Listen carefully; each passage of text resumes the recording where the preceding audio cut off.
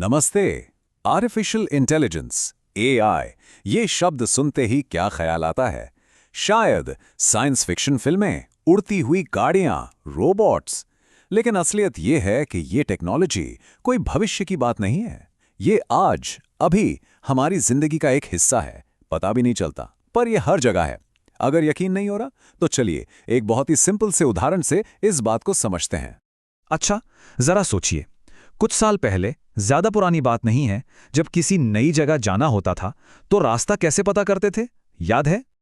हम किसी अजनबी से ही तो पूछते थे, है ना? किसी पान वाले से या सड़क पर चलते किसी इंसान को रोक कर पूछते थे, भैया ये पता कहाँ पड़ेगा? और आज वही काम कैसे होता है? बस फोन निकाला और गूगल मैप्स, है ना? जो रास्ता पहले कोई इंसान बताता था, अब एक मशीन बता रही है। और पता है, यही तो है आर्टिफिशियल इंटेलिजेंस का कमाल, जो हमारी जिंदगी में इतनी आसानी से घुल मिल गया है कि हमें एहसास तक नहीं होता। तो चलिए अब जरा इस शब्द को ही थोड़ा खोल कर देखते हैं, इसको तोड़कर समझते हैं कि आखिर ये आर्टिफिशियल इंटेलिजेंस चीज है क्या। तो पहला शब्द है आर्टिफिशियल। इसका सीधा सा मतलब है कोई भी चीज जो इंसानों ने बनाई हो, जो कुदरती ना हो, मतलब मैन मेड, जैसे एक कंप्यूटर या कोई भी मशीन। और दूसरा शब्द इंटेलिजेंस, यानी बुद्धिमत्ता। ये क्या है? ये वो काबिलियत है जिससे हम चीजों को सीखते हैं, समझते हैं और फिर उस जानकारी का इस्तेमाल करते हैं। ये हम इंसानों की सबसे बड़ी ताकत है ना? तो जब हम इन दोनों शब्दों को जोड़ देते हैं, आर्टिफिशियल और इंटेलिजेंस, तो हमें मिलती है इसकी क्लासिक परिभाषा, जो 1956 में जॉन मैकार्थी ने दी थी। बुद्धिमान मशीनें बनाने का विज्ञान और इंजीनियरिंग। मतलब बिल्कुल आसान भाषा में कहें तो जब हम मशीनों के अंदर इंसानों जैसी सोचने, समझने और सीखने की काबिलियत पैदा करते हैं, उसी को आर्टिफिशियल इंटेलिजेंस कहते हैं। वैसे ये जो आइडिया है ना, ये कोई आज का नहीं है।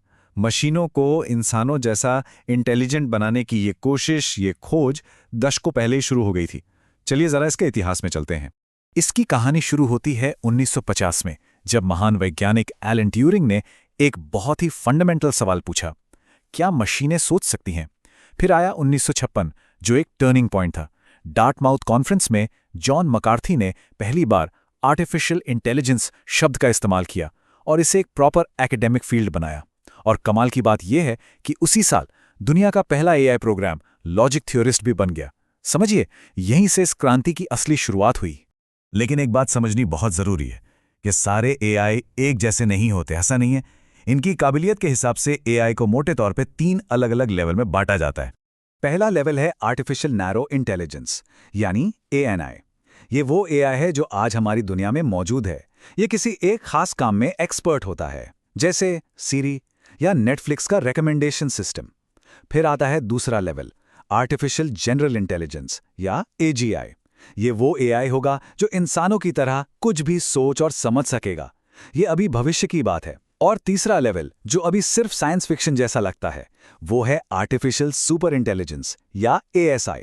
ये वो एआई होगा जो हर चीज में इंसानी दिमाग से कहीं कहीं ज्यादा तेज और बेहतर होगा। तो चलिए भविष्य की बात छोड़ते हैं और आज पर वापस आते हैं। हम अभी एआई के दौर में हैं, राइट? तो सवाल यह है कि ये एआई हमारी रोजमर्रा की जिंदगी पर, हमारी दुनिया पर असर कैसे डाल रहा है। चलिए कुछ उदाहरण देखते हैं। शुरुआत करते हैं कम्युनिकेशन से। जब हम फोन पर बोलकर कुछ टाइप करते हैं या किसी को वॉइस मैसेज भेजते हैं, तो उसके पीछे एआई की स्पीच रिकग्निशन ही काम कर रही होती है। सिरी और ओके गूगल तो अब हमारे पर्सनल असिस्टेंट जैसे ही हो गए हैं। और सोचिए, जब किसी वेबसाइट पर कस्टमर केयर से चैट करते हैं, तो बहुत ज्यादा चांस है कि सामने कोई इंसान नहीं, बल्कि एक एआई चैटबॉट हो। अब आते हैं एंटरटेनमेंट और कॉमर्स पर। एआई हमारी पसंद को हमसे बेहतर समझने लगा है।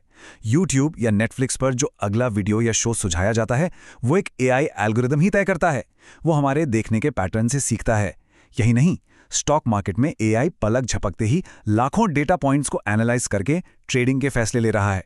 और बड़ी बड़ी फैक्ट्रियों में रोबोट्स वो सारे मुश्किल और बोरिंग काम कर रहे हैं जो बार बार करने पड़ते हैं। और एआई अब देख भी सकता है, एक तरह से हमारी आंखों की तरह। इसे कहते हैं कंप्यूटर विजन। इसी टेक्नोलॉजी की वजह से सोशल मीडिया पर तस्वीरों में चेहरे अपने आप टैग हो जाते हैं और सेल्फ ड्राइविंग कारें सड़क को और ट्रैफिक को देख पाती हैं। ये यहीं तक सीमित नहीं है। हमारे फ़ोन पर ट्रैफिक अलर्ट देने से लेकर हेल्थ केयर में एक्सरे और एमआरआई को पढ़कर बीमारियों का जल्दी पता लगाने तक एआई हर जगह मदद कर रहा है। तो ये तो साफ है कि एआई के फायदे ही फायदे नजर आ रहे हैं, हमारी जिंदगी आसान हो रही है। लेकिन जैसा हर बड़ी टेक्नोलॉजी के साथ होता है, ये भी एक दो-धारी तलवार है।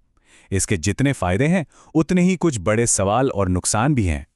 एक तरफ एआई इंसानी गलतियों को कम करता है और ये बिना थके 24 घंटे काम कर सकता है, फैसले भी तेजी से लेता है। लेकिन दूसरी तरफ इसे बनाने का खर्च बहुत ज्यादा है। ये हम इंसानों को आलसी बना सकता है और हाँ, बेरोजगारी का एक बड़ा खतरा भी है। और शायद सबसे बड़ा सवाल, एआई के पास इमोशंस नहीं होते, कोई हमदर्दी नहीं होती, तो ऐसी इंटेलिजेंस पर हम कितना भरोसा कर सकते हैं? और यहीं पर आके हम एक बहुत ही दिलचस्प सवाल पर रुक जाते हैं। एआई में इमोशंस का न होना, क्या ये इसका एक फीचर है या एक बग? क्या ये इसकी खूबी है जो इसे बिना किसी भेदभाव के काम करने देती है, या फिर ये इसकी सबसे बड़ी कमी है जो इसे कभी भी पूरी तरह से इंसानों जैसा नहीं बनने देगी? ये एक ऐसा सवाल है जिस पर सोचने की जरूरत है।